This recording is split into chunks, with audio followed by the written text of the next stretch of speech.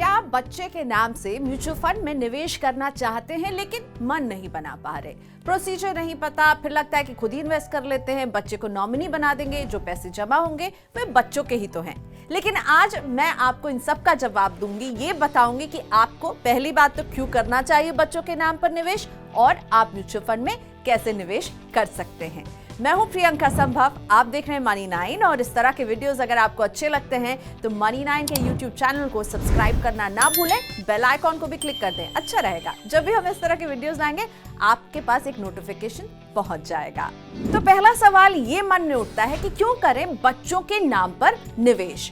खिलौने, कपड़े, पैसे से भी ज्यादा बढ़िया गिफ्ट आपके बच्चे के लिए क्या हो सकता है, वो है उसके नाम पर निवेश। क्यों? क्योंकि खिलौना टूट जाएगा, बच्चे बड़े हो जाते हैं, फिर खिलौने घर के किसी भी कोने में पड़े रहते हैं, कपड़े भी पुराने हो जाते हैं। आप जो भी गिफ्ट देंगे बच्चों को वो उससे थोड़े समय में ही आउटग्रो हो जाते हैं। आपको भी पता है कितनी बार जूते खरीदने पड़ते हैं क्योंकि उनके पैर जल्दी जल्दी बड़े हो रहे हैं। लेकिन उनके नाम पर आप जो निवेश करेंगे वो ग्रो करेगा। बच्चे चाहे जितने भी बड़े क्यों ना हो जाए, उनका निवेश जो है वो ग्रो करता रहेगा, उन्हें रिटर्न कमा कर देगा और इन पैसों का इस्तेमाल बच्चों की पढ़ाई के लिए, उनके भविष्य के लिए आप कर पाएंगे। अब सवाल उठता है कि मैं खुद ही निवेश कर लेता हूं या कर लेती हूं, लेकिन जब हम अपने नाम से निवेश करते हैं तो क्या होता है। मान के चलिए कि 50-50% चांस है कि जब भी आपको पैसों की जरूरत पड़ेगी तो सबसे पहला ध्यान आपका उन्हीं पैसों पर जाएगा। आपको लगेगा अभी निकाल लेते हैं, फिर से निवेश शुरू कर देंगे, फिर बच्चों के नाम पे कुछ और कर देंगे। लेकिन जब आप अपने निवेश को अपनी प्यारी बिटिया या बेटे के लिए करेंगे तो उसे एक नाम देंगे कि ये बिट्टू के नाम के पैसे हैं, ये गुड़िया के लिए हम निवेश कर रहे हैं। तो अपने निवेश को जब हम अपने बच्चों का नाम उसे दे देते हैं ना, तो कहीं ना कहीं उनसे एक दिल का रिश्ता हो जाता है और उनको छूने के पहले आप फिर से सोचेंगे और उसे शायद ना भी तोड़ें। तो बच्चे के नाम से अगर आप म्यूचुअल फंड में निवेश करना चाहते हैं तो क्या क्या चाहिए। सबसे पहले तो आपको इस सवाल का जवाब चाहिए कि म्यूचुअल फंड में ही क्यों निवेश करें।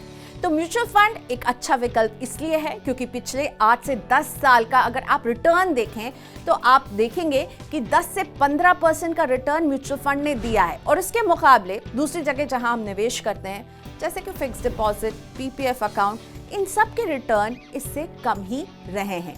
तो आप क्या कर सकते हैं, अगर आपको पीपीएफ और एफडी या सुकन्या समृद्धि योजना जैसी स्कीम पसंद है तो कुछ पैसा वहां पर डालिए, लेकिन कुछ पैसे का निवेश इक्विटी म्यूचुअल फंड में कीजिए क्योंकि आपका गोल लंबा है।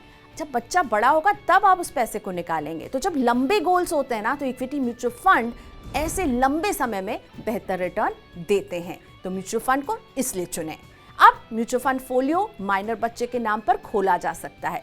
बच्चा ही मेन अकाउंट होल्डर होगा, ये फोलियो ज्वाइंट नहीं होगा, किसी पेरेंट के साथ मिलकर नहीं होगा, लेकिन पेरेंट ही खोल रहे होंगे। जब बच्चा 18 साल से कम उम्र का है तो इसलिए ये निवेश पेरेंट करेंगे, यानी कि माइनर थ्रू गार्जियन इन्वेस्टमेंट ये कहलाता है। म्यूचुअल फंड फोलियो के अलावा बच्चे के नाम पर एक बैंक अकाउंट भी आपको खोलना होगा क्योंकि इस निवेश में जो पैसे हैं वे बच्चे के अकाउंट से ही ट्रांसफर होंगे। वैसे पेरेंट के साथ अगर बच्चे का एक जॉइंट अकाउंट है तो उसे भी इस निवेश के लिए पैसे ट्रांसफर करने के लिए इस्तेमाल किया जा सकता है। लेकिन ध्यान रहे, माँ और पिता जो भी गार्जियन होगा निवेश में, उसी के साथ बच्चे का एक जॉइंट अकाउंट हो सकता है। तो या तो बच्चे का आप सिंगल अकाउंट खोल लें या फिर पेरेंट के साथ मिलकर एक जॉइंट अकाउंट हो सकता है। फोलियो केवल बच्चे के नाम में होगा और पैसे बच्चे के अकाउंट से या पेरेंट और बच्चे के जॉइंट अकाउंट से ट्रांसफर होंगे। पेरेंट का नो योर कस्टमर यानी कि केवाईसी प्रोसीजर भी पूरा होना चाहिए। अगर पेरेंट पहले से ही म्यूचुअल फंड में निवेश कर रहे हैं तो उनका केवाईसी कंप्लीट होगा। लेकिन अगर केवाईसी पूरा नहीं है तो जिन डॉक्यूमेंट्स की जरूरत पड़ेगी वो है एक फोटो, एड्रेस प्रूफ और उनका पैन नंबर। कुछ और अहम डॉक्यूमेंट्स जिनकी आपको जरूरत पड़ेगी, बच्चे का उम्र प्रमाण पत्र मुहैया कराना पड़ेगा, यानी कि बर्थ सर्टिफिकेट ये हो सकता है या फिर बच्चे की पासपोर्ट की कॉपी, स्कूल लिविंग सर्टिफिकेट भी मान्य होगा।